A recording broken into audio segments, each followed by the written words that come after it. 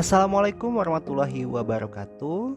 Perkenalkan, nama saya Yugo Rahmadani, calon guru penggerak angkatan ke-6 dari Kabupaten Kepahyang. Pada kesempatan kali ini, saya akan memaparkan aksi nyata modul 2.3 tentang coaching untuk supervisi akademik. Pada pendidikan calon guru penggerak ini, saya didampingi oleh dua orang hebat, yaitu Bapak Herdi Mulyana sebagai fasilitator dan Ibu Desi Rusmita. Tujuan pembelajarannya yaitu calon guru penggerak mempraktikkan rangkaian supervisi akademik dalam pembelajaran dengan menggunakan paradigma berpikir coaching dan melakukan refleksi terhadap praktik supervisi akademik tersebut.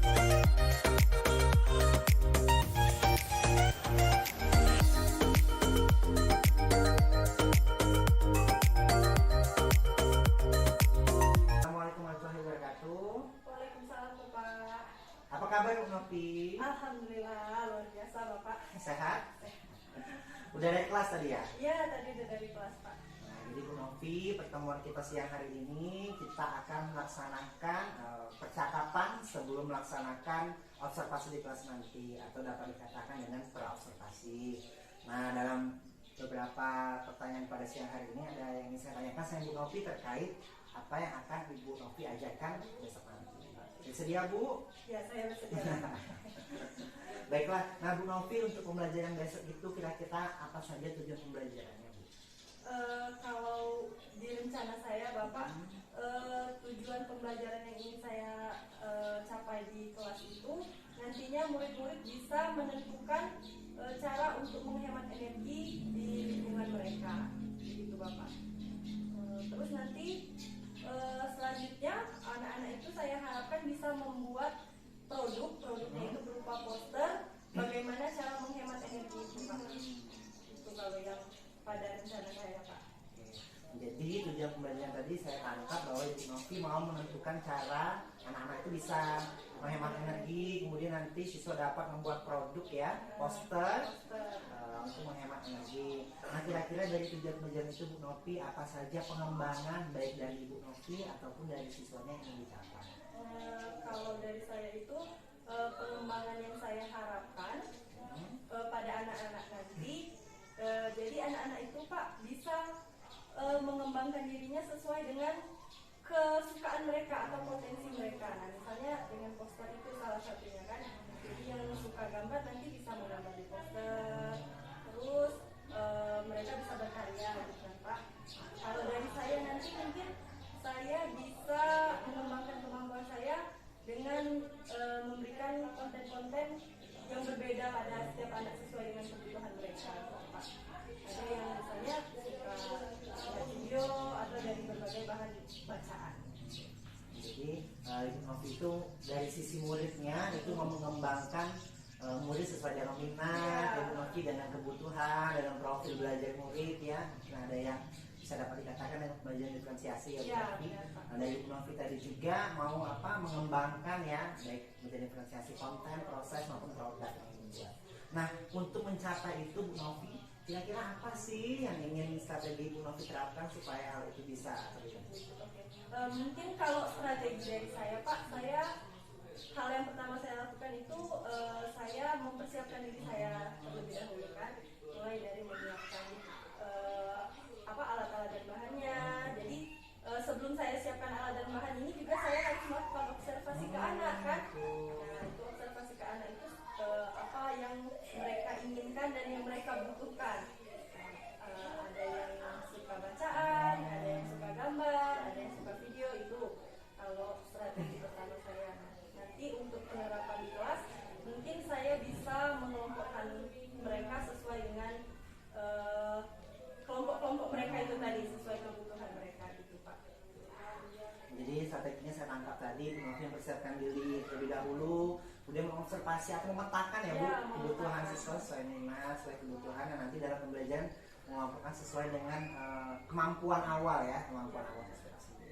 Ya Bu Novi, terima kasih banyak atas waktunya, luar biasa sekali apa yang ingin direncanakan dan ingin dilaksanakan, semoga besok berjalan baik. Terima kasih Bu Novi atas waktunya.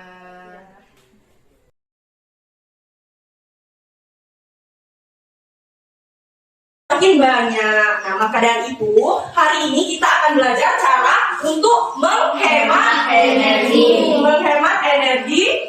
listrik ya. Nah, jadi hari ini nanti kita akan membahas tentang cara menghemat energi listrik. Gimana, mau belajar materi ini? Mau. Sudah siap? Siap. Oke, kalau sudah siap, sebelum kita mulai belajar, kita relaksasi terlebih dahulu ya, supaya kalian lebih tenang, lebih siap belajar. Mau? Mau. Oke, kalau mau sekarang coba duduk yang rileks. Kalian duduk yang posisi paling nyaman. Untuk kelompok 2 nanti silakan kalian amati video yang ada.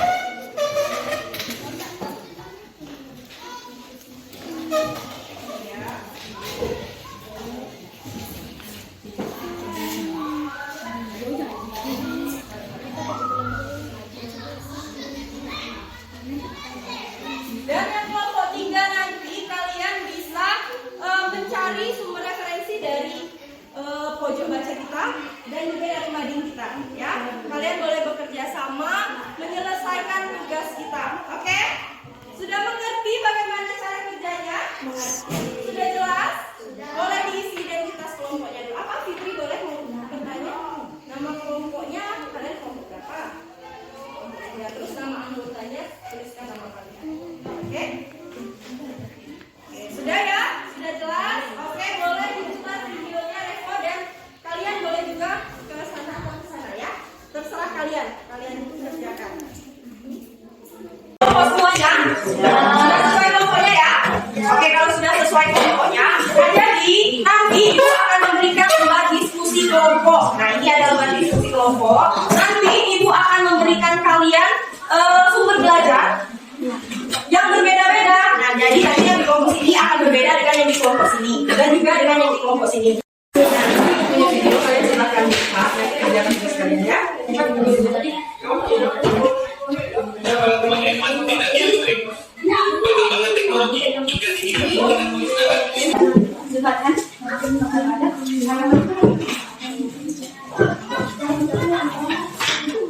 Nah, mencabut karena dari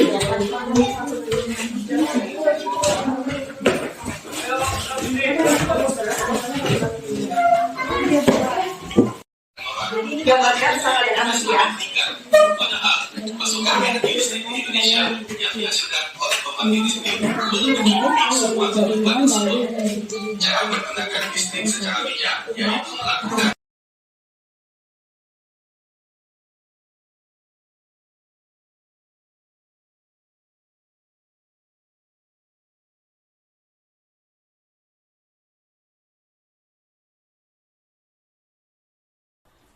Baik, assalamualaikum warahmatullahi wabarakatuh. Pada pagi hari ini kami akan melanjutkan proses supervisi pada tahap pasca observasi melalui teknik coaching.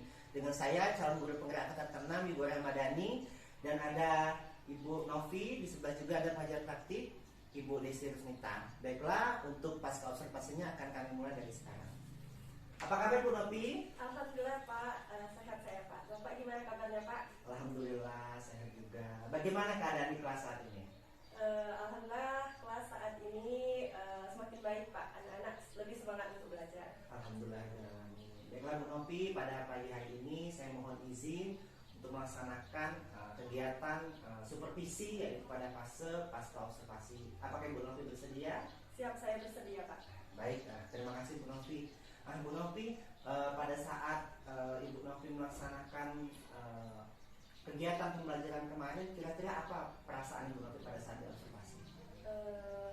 Kalau perasaan saya Pak, ketika diobservasi itu awalnya saya merasa gugup Pak, karena biasanya ngajar kan nggak diperhatikan, bukan nggak diperhatikan, nggak ada yang liatin, cuma sama anak-anak. Nah ini diperhatikan, ada bapak yang mengamati.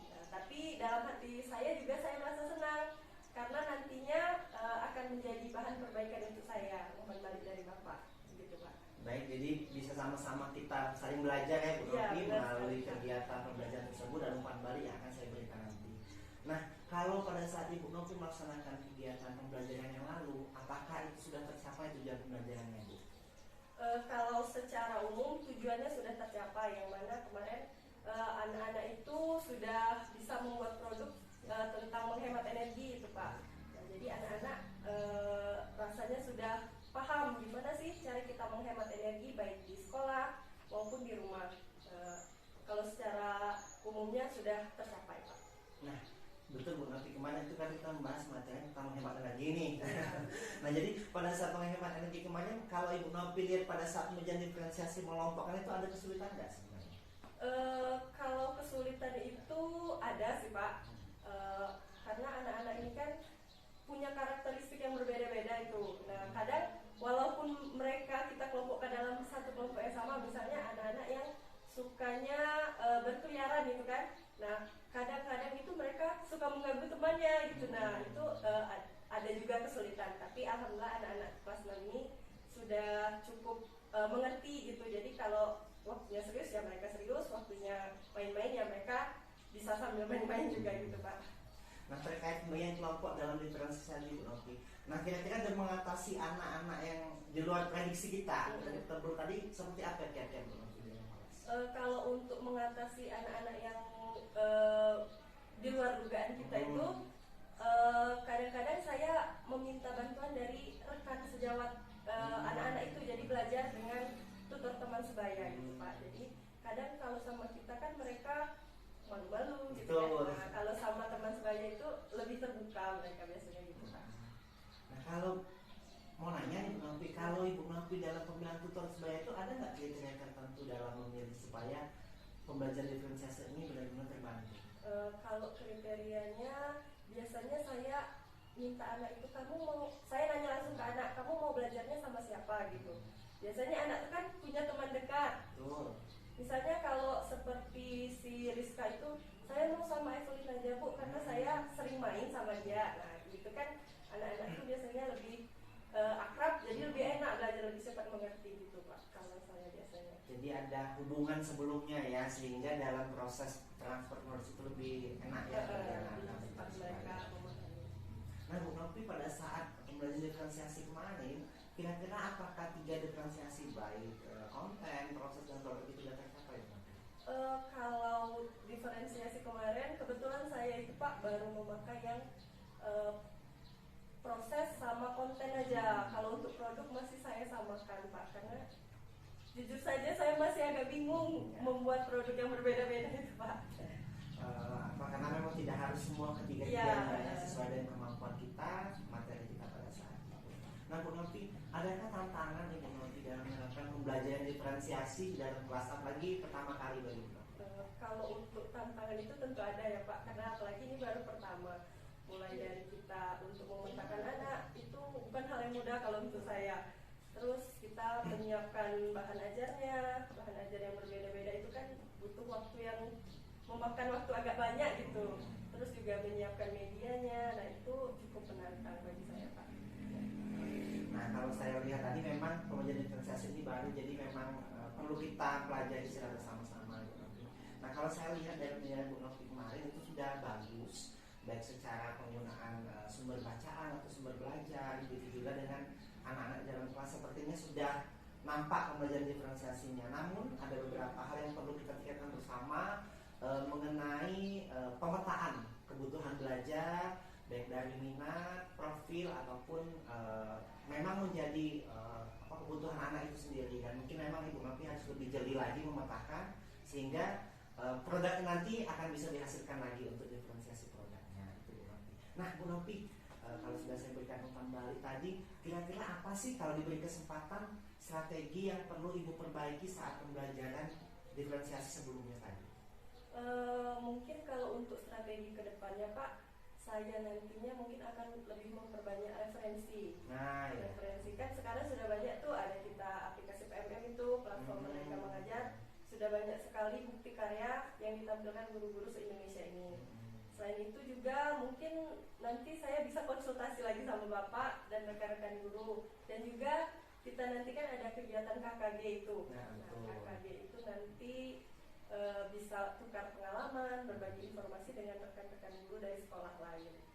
Wah, luar biasa sekali Bu Novi ya, ternyata udah ada strategi kalau seandainya diberi kesempatan untuk memperbaiki pembelajaran diferensiasi sebelumnya. Nah, dari strategi tadi Bu Novi, kira-kira apa sih sebenarnya yang dibutuhkan Ibu Novi untuk mengembangkan kemampuan Ibu Novi sehingga dapat tercapai pembelajaran diferensiasi yang Ibu Novi inginkan?